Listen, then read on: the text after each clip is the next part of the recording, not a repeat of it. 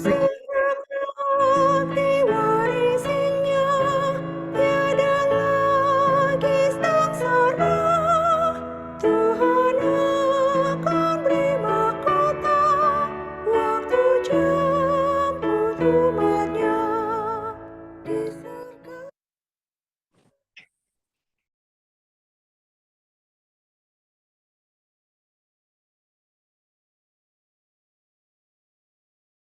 Selamat pagi bagi kita semua. Sebelum kita mulai acara weekly online worship, kita akan berdoa dalam hati kita masing-masing.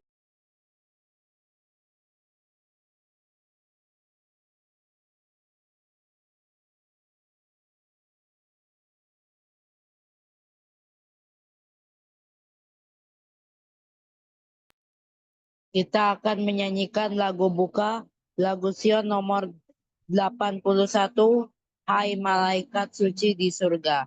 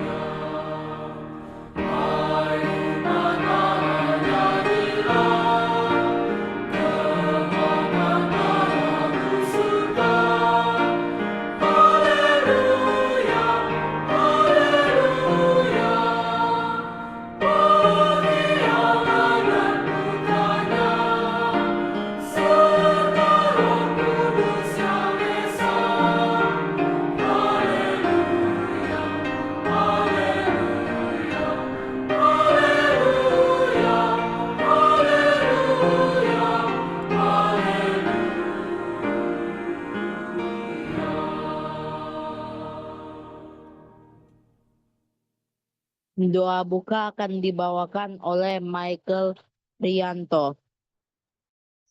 Mari kita bersama-sama berdoa. Tuhan, terima kasih Engkau telah membangunkan kami pada pagi hari ini. Berkati kami ingin memulai acara weekly online worship ya Tuhan. Engkau juga berkati Miss Ridley yang akan menyampaikan firman-Mu, kiranya Miss Ridley bisa berbicara menurut kehendak-Mu. Berkati acara ini dari awal hingga akhir. Dalam Yesus kami berdoa. Amin. Terima kasih Michael untuk doa buka. Sekarang kita akan mendengarkan lagu pujian yang akan dibawakan oleh Ariana dan Ariela Simatupang.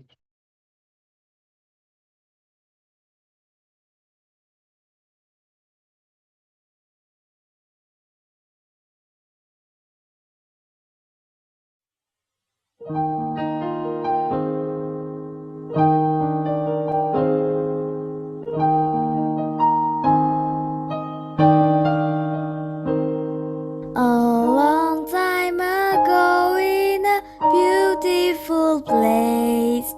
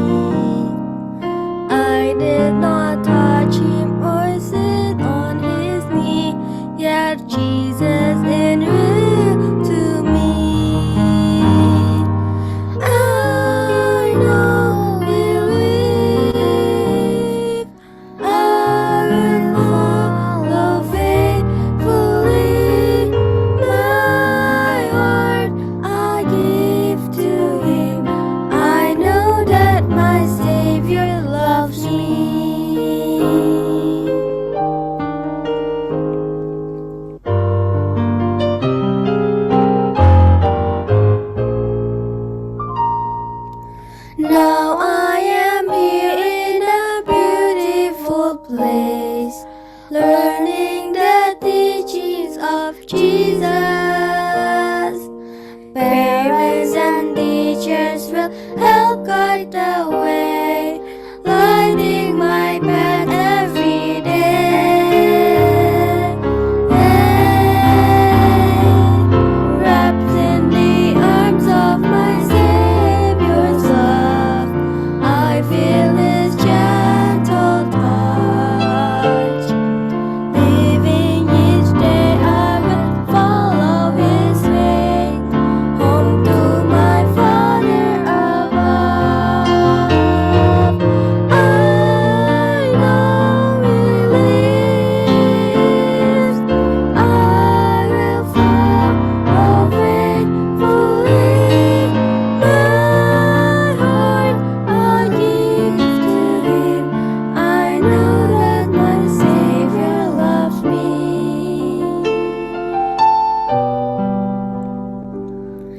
I know that my Savior loves me.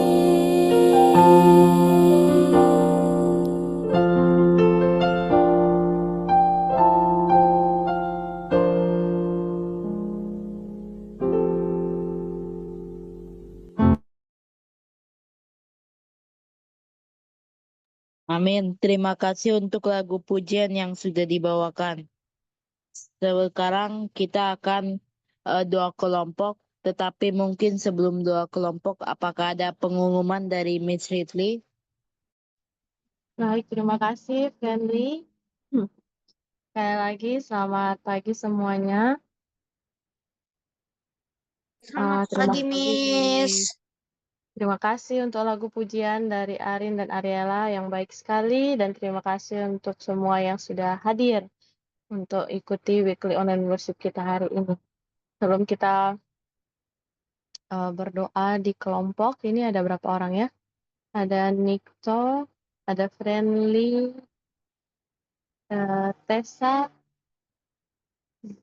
Boleh bantu Miss nanti di kelompok doa di breakout room? Bisa, Miss. Bisa. Teresa dan Nikto bisa? Bisa, Miss. Nikto atau lain bisa? Oh, lagi kurang stabil. Berarti dua aja yang bisa. Dengan Miss 3 ya. Kita mungkin nanti akan sesuaikan. Oke, sebelum kita berdoa di kelompok, kita akan berdoa bersama. Jadi minggu lalu, Friendly berulang tahun, tanggal 10 ya. Sorry. Iya, 10. Ya benar ya, tanggal 10. Oh ya. Selamat ulang tahun, Friendly. Ini udah ulang tahun yang keberapa? Ke-13. Puji Tuhan, sudah umur 13 tahun, sudah jadi anak remaja ya. Oke, ada usulan doa yang mau Friendly sampaikan? Kesehatan saja, Miss. Kesehatan, oke. Baik, kita berdoa. Mari kita semua berdoa. Tuhan, Bapa kami yang di sorga, Allah kami yang hidup, terima kasih untuk berkat-Mu bagi kami hingga saat ini. Mau mendoakan secara khusus untuk Friendly, kami bersyukur berkat Tuhan dalam kehidupannya, sampai ia bisa berusia 13 tahun tanggal 10 kemarin. Bapa, Engkau punya rencana dalam kehidupannya, dalam masa depannya. Berkatilah Friendly dengan kesehatan dan kekuatan, bertambah dalam hikmat dan pengetahuan dan kasih kepada Tuhan. Tuhan berkati dia dalam pergaulannya, dalam pendidikannya, dalam tumbuh kembangnya, dan dia bisa menjadi berkat dimanapun Tuhan inginkan, membawa sukacita kebanggaan bagi keluarga, tapi terlebih membawa kemuliaan bagi nama Tuhan. Tuhan persiapkan dia untuk mencapai cita-cita yang Tuhan punya baginya, rencana Tuhan yang terbaik kiranya tercapai dalam kehidupannya. Dan berkati orang tua, juga keluarganya, dimanapun mereka berada, selalu diberkati dengan segala berkat-berkat yang mereka mintakan dan mereka doakan ya Tuhan. Dan jika ada di antara anak-anak ini yang mungkin sanak saudara keluarga berulang tahun juga, kami berdoa bagi mereka agar berkat Tuhan tetap melimpah dalam kehidupan mereka. Setiap kali kami bersyukur untuk tahun yang Tuhan percayakan, mengingatkan kami Tuhan bahwa hidup kami adalah kasih karunia-Mu dan Engkau rindu kami untuk menggunakan kehidupan kami bagi kemuliaan. Terima kasih Tuhan untuk berkat-berkat-Mu, kami percaya Tuhan bekerja dan Tuhan menjawab doa kami untuk Friendly dan keluarga. Di dalam nama Yesus kami berdoa. Amin. Oke, kita akan ke breakout room. Miss akan buat 3 breakout room. Di room yang pertama akan ada Teresa, ya, teman dengan Teresa. Friendly akan ada di grup yang ketiga, dan di room yang kedua ada dengan Miss. Oke, kita akan berdoa. Selamat berdoa dan sekali lagi selamat ulang tahun untuk Friendly. Tuhan berkati dan nanti boleh kembali ke main room setelah berdoa.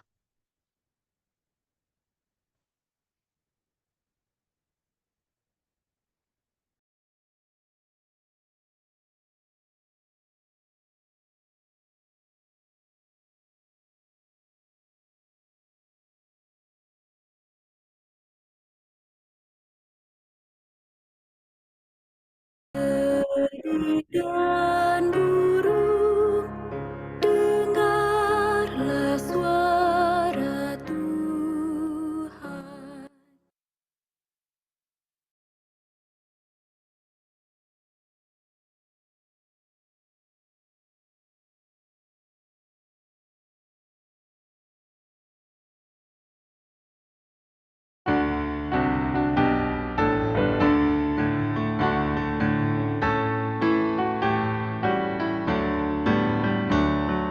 Ceritakanlah kisah Yesus, ukirlah dalam hati kisah indah Sang Penebus, indah tiada terperi. Ceritakan kidung malaikat menyambut juru selamat. Mulia Allah Maha Tinggi, damai di atas bumi. Ceritakanlah kisah Yesus, ukirlah dalam hati kisah indah Sang Penebus, indah tiada terperi.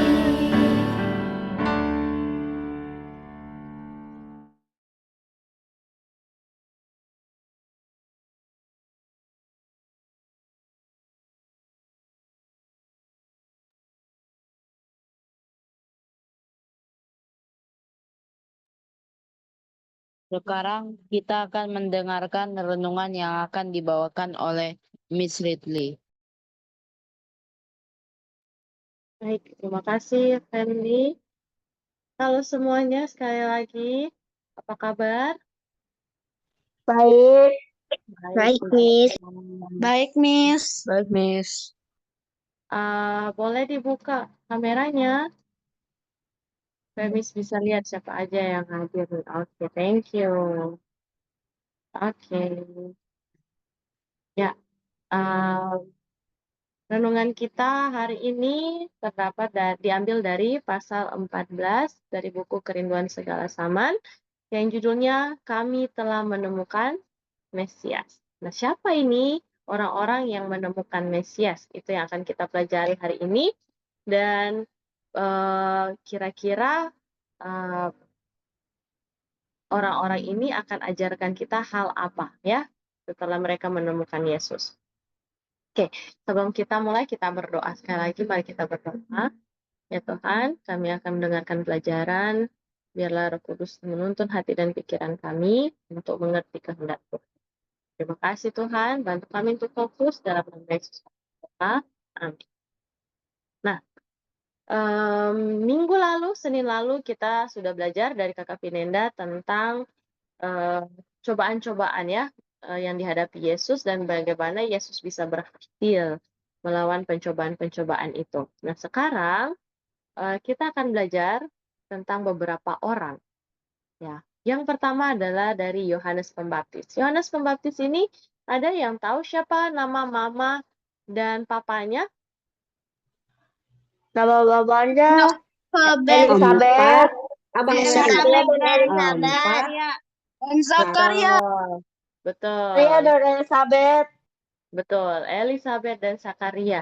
Jadi Yohanes ini adalah anak yang dijanjikan, yang dikandung secara khusus ya, karena mereka sudah tua, tetapi Tuhan tahu bahwa rencananya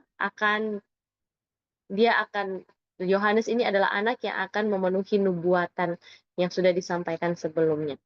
Jadi walaupun mereka sudah tua, sudah tidak mungkin sebenarnya punya anak, tapi Tuhan buat itu mungkin ya. Maka lahirlah Yohanes yang dipersiapkan khusus untuk mempersiapkan jalan bagi Yesus. Nah, Yohanes Pembaptis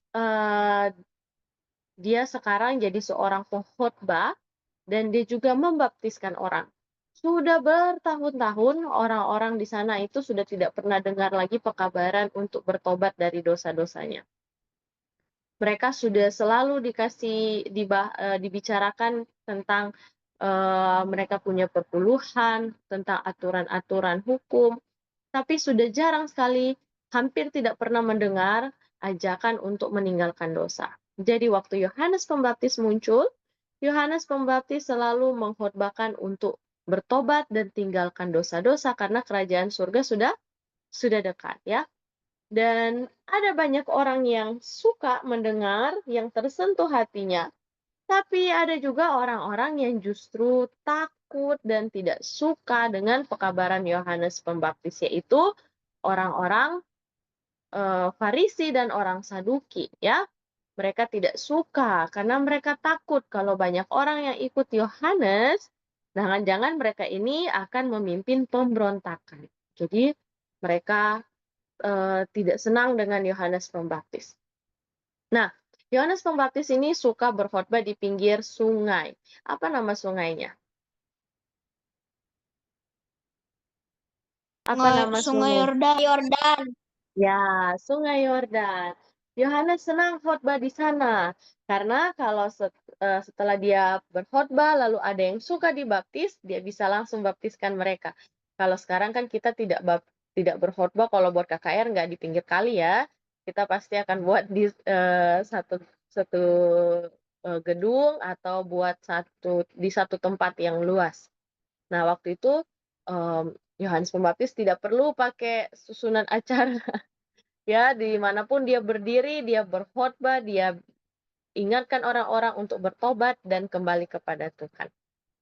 Nah, satu kali, sementara dia ada di pinggir Sungai Yordan, sementara dia berkhotbah, Yesus datang. Yesus ini cuman datang dengan pakaian biasa, Yesus juga terlihat seperti orang-orang biasa. Jadi, waktu Yohanes lihat, Yohanes sudah belajar nubuatan, Yohanes sudah terbiasa untuk mendengar tuntunan Roh Kudus.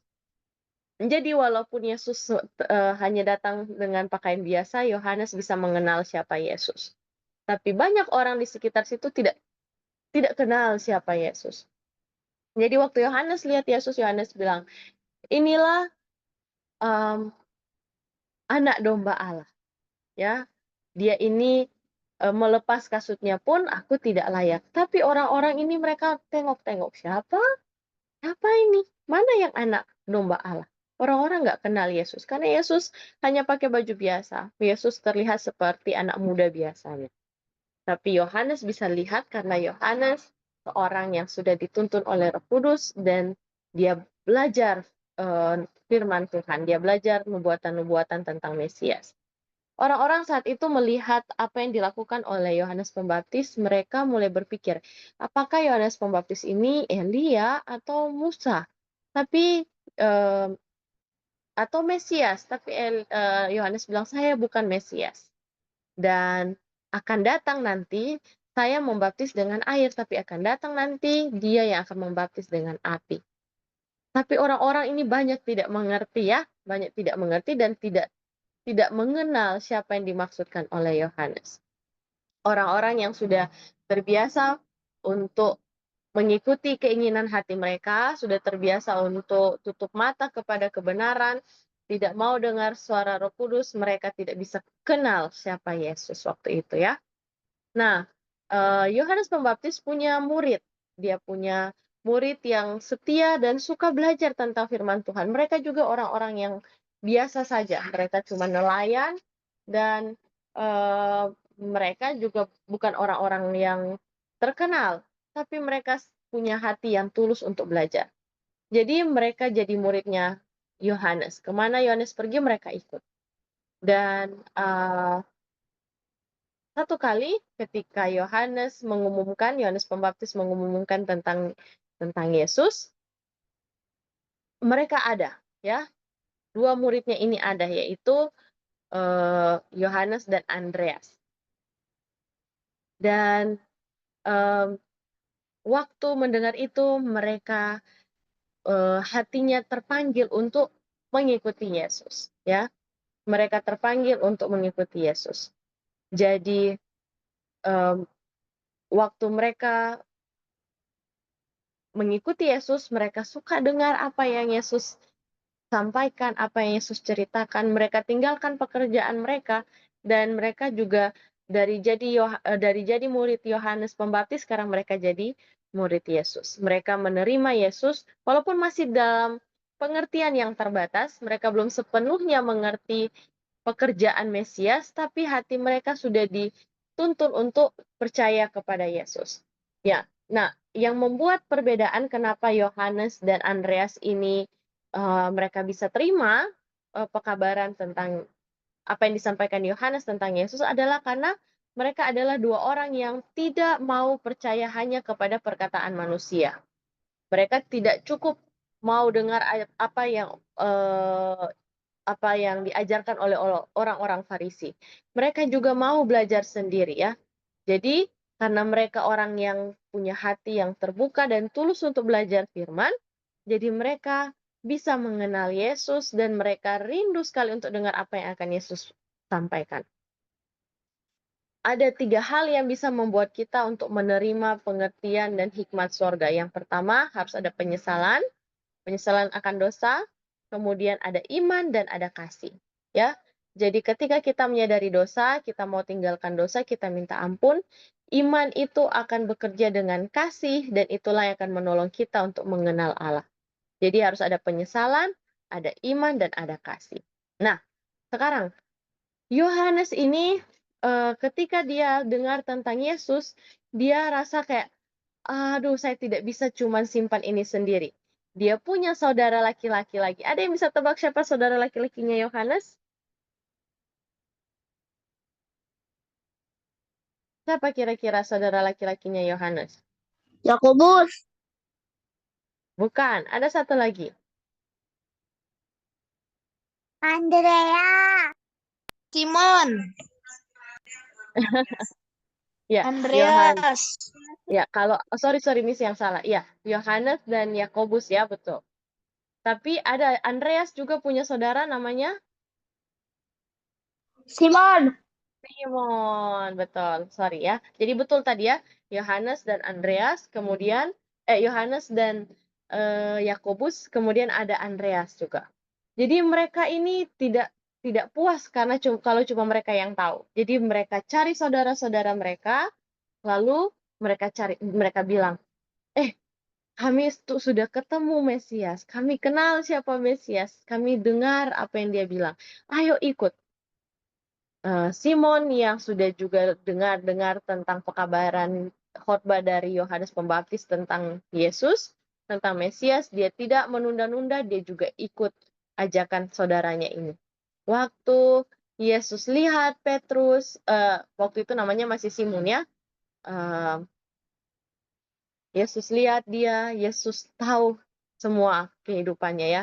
tentang masa lalunya, tentang tabiatnya, riwayat hidupnya, karakternya yang cepat marah, tapi hatinya itu penuh dengan simpati. Dia punya cita-cita dan keyakinan diri yang kuat. Dia punya pertobatan, dia punya usaha pekerjaan, dan bahkan bagaimana dia nanti akan mengalami kematian demi kebenaran. Yesus sudah lihat semua. Dan Yesus bilang, "Engkau Simon anak Yohanes, engkau akan dinamakan Kefas," yang artinya Petrus, ya. Jadi Yesus waktu melihat kehidupannya, ketemu dia pertama kali, Yesus ubah namanya jadi Kefas atau Petrus. Kemudian Yesus berangkat ke Galilea. Di sana dia ketemu dengan Filipus. Filipus ini seorang yang juga suka belajar firman, dia juga seorang yang rajin, ya. Jadi dia waktu diajak oleh Yesus, dia ingat ada temannya yang suka cerita-cerita dengan dia tentang kebenaran, ya, tentang nubuatan-nubuatan. Namanya Nathanael. Dan mereka ini sudah pernah mendengar tentang khotbah-khotbah Yohanes, dan mereka ini orang-orang yang sungguh-sungguh belajar.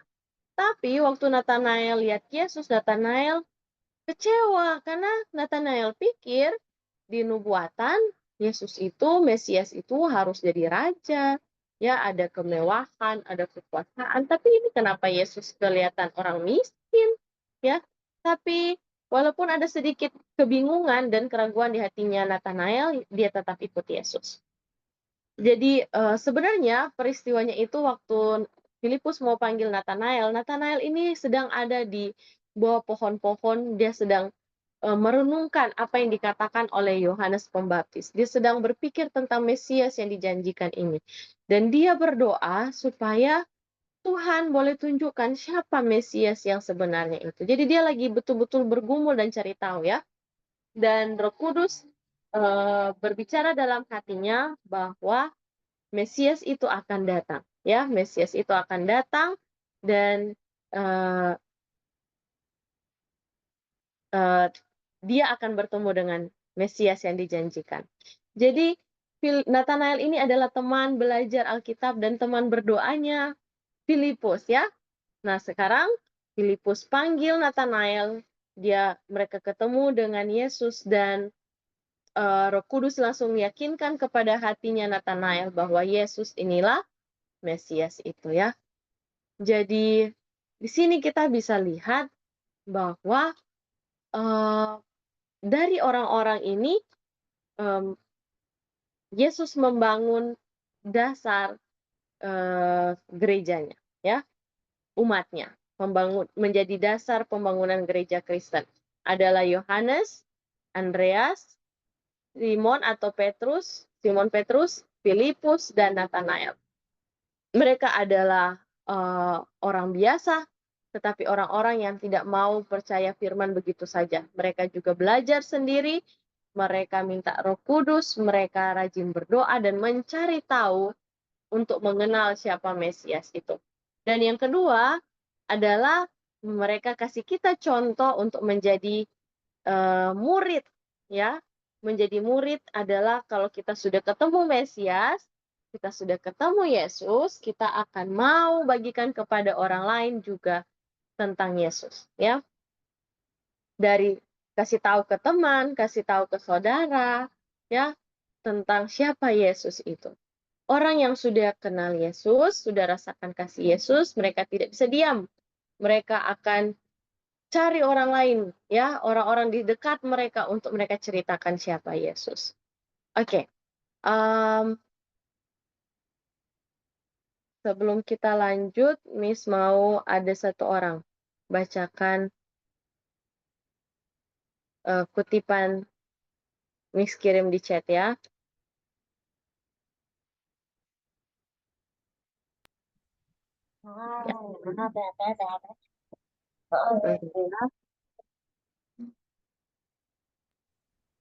Oke.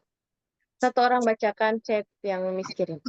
Banyak orang yang memerlukan pelayanan orang Kristen yang berbelas kasihan. Banyak orang yang telah terjerumus ke dalam jurang kemusnahan, sedang sebenarnya dapat diselamatkan sekiranya tetangga-tetangga mereka, pria dan wanita biasa, telah mengadakan usaha pribadi bagi mereka. Banyak yang menanti untuk dihubungi secara pribadi. Justru di dalam keluarga, lingkungan tetangga, kota tempat tinggal kita, ada pekerjaan bagi kita untuk dilakukan sebagai pengabar Injil bagi Kristus.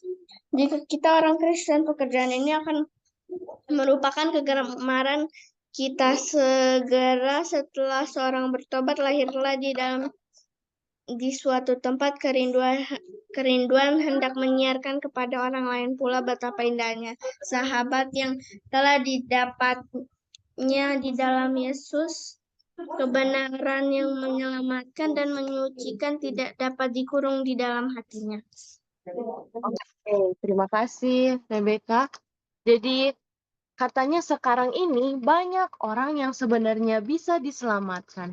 Hanya sayang, kalau seandainya ternyata orang-orang yang di sekitar mereka, tetangga, keluarga yang sudah kenal Yesus, tapi tidak membicarakan tentang Yesus kepada mereka. Itu yang kasihan ya. Jadi, mungkin kalian punya om, punya tante, punya opa atau oma, atau mama, atau papa, atau tetangga, atau teman yang belum kenal Yesus, belum tahu tentang Yesus, atau belum pernah dengar tentang kasih Yesus, kasih Tuhan. Kalian punya tugas untuk kasih tahu, ya. Sama seperti Yohanes dan Filipus yang ajak teman mereka, ajak saudara mereka untuk kenal siapa Yesus. Jadi jangan sampai mereka ini akhirnya binasa tanpa kenal Tuhan. Ya, banyak yang sedang menanti untuk dihubungi secara pribadi. Kita pikir ya sudah kita ajak aja ke KKR, tapi mungkin yang mereka butuh bukan ke KKR. Yang mereka butuh adalah diajak ngobrol bareng ya, diajak untuk berbicara secara pribadi tentang Tuhan. Karena mungkin mereka ada pergumulan, mereka ada pertanyaan-pertanyaan, keraguan tentang Tuhan yang mungkin mereka tidak nyaman kalau disampaikan kepada orang banyak, tapi mereka mau kalau itu dibahas dengan saudara mereka atau tetangga mereka atau orang yang terdekat mereka. Jadi ini pelajaran pentingnya untuk kita semua, untuk Miss dan untuk kalian juga. Jangan malu cerita tentang Yesus kepada keluarga atau teman yang lain. Ajak, kalau kalian bisa berdoa, berdoa. Kalau kalian bisa menyanyi tentang Yesus atau lagu-lagu rohani, menyanyi. Kalau kalian bisa ceritakan cerita Alkitab, ceritakan cerita Alkitab. Kalau kalian bisa apapun itu ya, yang bisa kalian sampaikan, yang akan menunjukkan kasih Tuhan, bagikan dengan mereka ya. Bagikan dengan mereka. Ada orang-orang yang mungkin seperti Nathanael, kelihatannya ragu-ragu, tapi sebenarnya hatinya bisa dimenangkan. Atau mungkin ada sama seperti Petrus, yang hidupnya penuh cerita kegagalan, tapi juga ada pertobatan. Dan banyak contoh yang lain. Tapi hari ini kita belajar dari mereka ini, dari Yohanes Pembaptis, dari Yohanes dan Andreas, murid Yohanes Pembaptis, dari Simon Petrus, dan dari Filipus dan Nathanael, bagaimana mereka bekerja untuk membagikan apa yang mereka temukan, ya. Mulai dari kenal siapa Yesus secara pribadi, mereka bagikan kepada orang-orang terdekat mereka. Dan orang yang sudah merasakan berkat dan kasih Tuhan akan menjadi kesukaannya untuk ceritakan kepada orang lain tentang Yesus, ya. Akan menjadi kegemarannya untuk bicarakan kepada orang lain, saksikan kepada orang lain apa yang Yesus buat, ya. Mudah-mudahan ini bisa diingat dan Tuhan bisa menyanggupkan kita semua untuk menjadi terang dan menjadi saksi-saksi Tuhan dimanapun kita berada. Miss bawa dalam nama Yesus.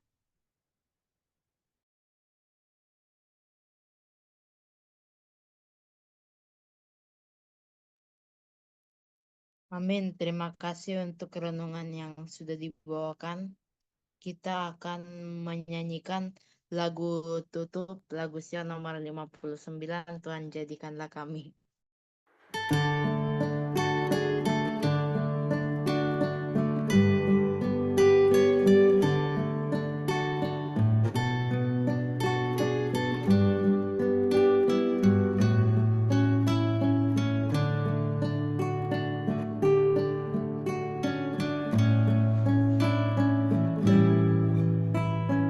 Tuhan jadikanlah kami lebih suci, jadi lebih suci sampai jumpa lagi.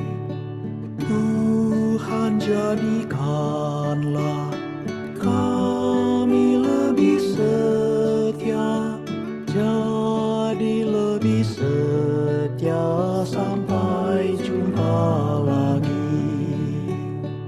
Tuhan jadikanlah kami rendah hati, lebih rendah hati sampai jumpa lagi. Tuhan jadikanlah kami lebih kasih, lebih mengasihi sampai jumpa lagi. Seperti Tuhan Yesus sampai jumpa lagi.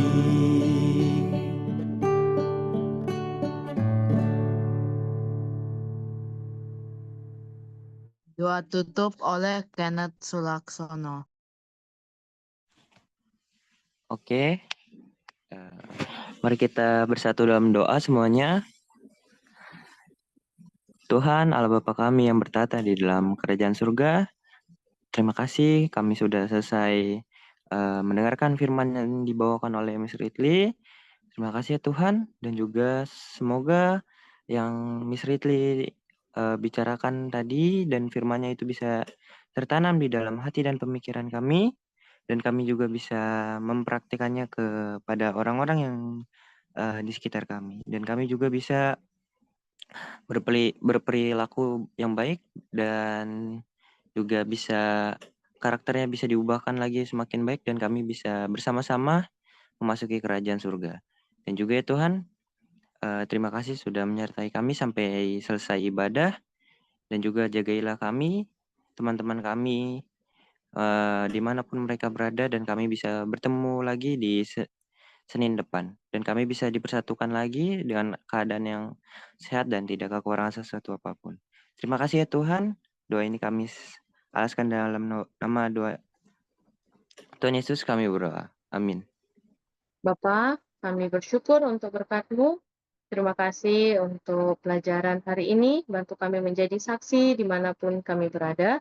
Seperti murid-murid-Mu yang pertama, bantu kami, berikan kami keberanian dan kesenangan dalam berbagi tentang kebenaran dan kasih Tuhan kepada keluarga, kepada tetangga, kepada saudara-saudara, ataupun orang-orang yang ada di sekitar kami. Supaya jangan sampai mereka binasa karena mereka tidak pernah mendengar kabar baik tentang Tuhan. Kami percaya Tuhan akan pakai semua kami, anak-anak ini maupun hamba-Mu, untuk menjadi saluran berkat dan terang dimanapun kami berada. Terima kasih Tuhan, sertai sepanjang hari ini dalam kegiatan kami selanjutnya. Dalam nama Yesus kami berdoa. Amin. Terima kasih untuk doa tutup yang sudah dibawakan. Mungkin apakah ada pengumuman dari Miss Ridley?